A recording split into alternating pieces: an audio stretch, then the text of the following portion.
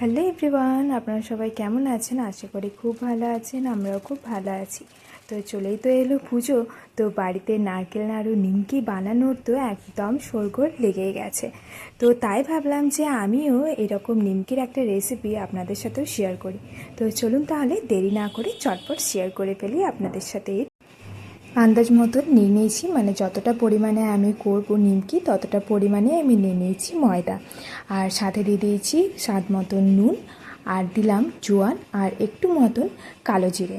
তো আর সব শেষে এগুলো মাখানোর পর দিয়ে দিলাম একটু ময়ান দিলে তো নিমকি তো ভালোই হয়। তো এভাবে ময়ানটাকে কিন্তু ভালো করে কিন্তু মেখে নিতে হবে ময়দার সাথে।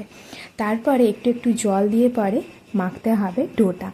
তো দেখলেন যে ময়দাটা কিভাবে মেশানো যাবে সেটা বুঝবেন কিভাবে, যেভাবে আমি মুঠো করলাম সেইভাবেই কিন্তু বুঝে যাবেন যে ময়দাটার সাথে ময়ানটা ভালো মতন দেওয়া হয়ে গেছে।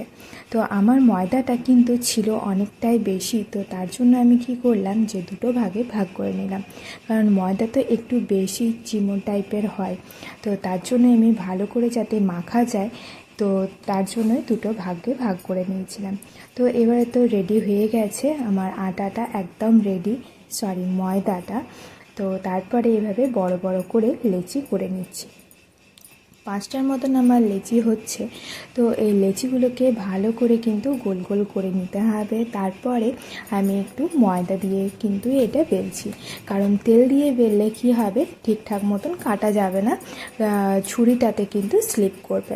তো ঠিক আমি যেভাবে বেলছি সেভাবে নয়, মানে আপনাদের যেমনভাবে ইচ্ছা সেভাবে কিন্তু বেলে নেবেন, কিন্তু লম্বা করলেও হবে। আর যাতে পাতলাটা খুব বেশি না থাকে, কারণ আমরা তো যে রকম নিমকি করি সেরকম করব না, এখন একটু মোটা টাইপের হবে, যেগুলো দোকানে পাওয়া যায়, গাঠিয়া বলে মনে হয়। তো সেইভাবেই কিন্তু আমি করছি। তো দেখছেন তো একটু মোটা মোটা করে কেটে নিচ্ছি। তো ঠিক এইভাবেই একটু এক পাশটা ধরে নিতে হবে, নয়তো কাটা যাবে না। ময়দাতে একটু বেশি স্লিপটা করে, তো তার জন্যই আমি একটু ধরে পরেই কিন্তু কাটতে হবে, আর কাটার সঙ্গে সঙ্গে কিন্তু পিসগুলোকে উঠিয়ে নিতে হবে, নয়তো লেগে যাবে।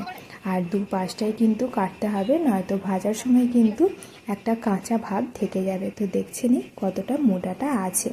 তো চলুন তাহলে এবারে এগুলোকে কিন্তু আমাদেরকে আলাদা করে রেখে পরে কিন্তু ভাজতে হবে তেলের মধ্যে। তো তেলটা দিয়ে দিচ্ছি, একটু বেশি করে তেলটা দিতে হবে। আর তেলটা গরম হবে কি করে বুঝবেন, একটু মতন তো পুটকি মতন ময়দা ফেলে তো আমরা সবাই দেখি যে তেলটা গরম হলো কি না। তো এই যে দেখছেন যে একটু গরম হয়ে এসছে। এবারে আমি সবগুলোকে এক এক করে কিন্তু দিয়ে দিই। সবগুলো কিন্তু একসাথে দিয়ে দিলেও হবে না, কারণ অনেকে কি হয় একসাথে দিয়ে দেয়, সেই ক্ষেত্রে কিন্তু লেগে যায়, পরক্ষণে ছেড়ে যায় কিন্তু ফার্স্ট টাইম লেগে যায়। তো এক পাশটা ভালোভাবে ভাজা হয়, আরেক পাশটা ভালোভাবে ভাজা হয় না, সেটার দিকেও কিন্তু খেয়াল রাখতে হবে। নিমকিগুলো যখন দেবেন তখন কিন্তু হাই ফ্লেমেই কিন্তু রাখতে হবে, তেলটা যাতে প্রচণ্ড গরম থাকে। আর দেখছেনই তো যেহেতু হাই ফ্লেমে ছিল, তার জন্য একটু ভাজার পরেই যে কটা নিমকি গায়ে লেগেছিল সেগুলোও কিন্তু একদম ছেড়ে গেছে। তো আরেকবার আমি দেখিয়ে দিই যে রুটিটা কতটা পাতলা রাখবেন। দেখতেই পেলেন কতটা মোটা আছে, ঠিক একইভাবেই কিন্তু আমি কেটে নিচ্ছি আবার নিমকিগুলো। তার মধ্যে কিন্তু আপনারা অবশ্যই জানাবেন যে এই নিমকির রেসিপিটা আপনাদের কেমন লাগলো। ভালো লাগলে অবশ্যই একটা লাইক করবেন, আর কমেন্ট করে অবশ্যই কিন্তু জানাবেন। আর যদি ভালো লেগে থাকে তাহলে অবশ্যই সাবস্ক্রাইব করে রাখবেন আমার চ্যানেলটিকে, আরও নতুন নতুন বিভিন্ন রকমের ভিডিও পাওয়ার জন্য। তো এই যে দেখুন, আর একদিকটা কিন্তু লাল লাল ভাজা হয়ে গেছে। তো এবারে তো দুই পাশটাই বেশ একটু বেশি করেই ব্রাউন কালারের ভাজতে হবে, নয়তো কিন্তু ভেতরটা কাঁচা থাকবে।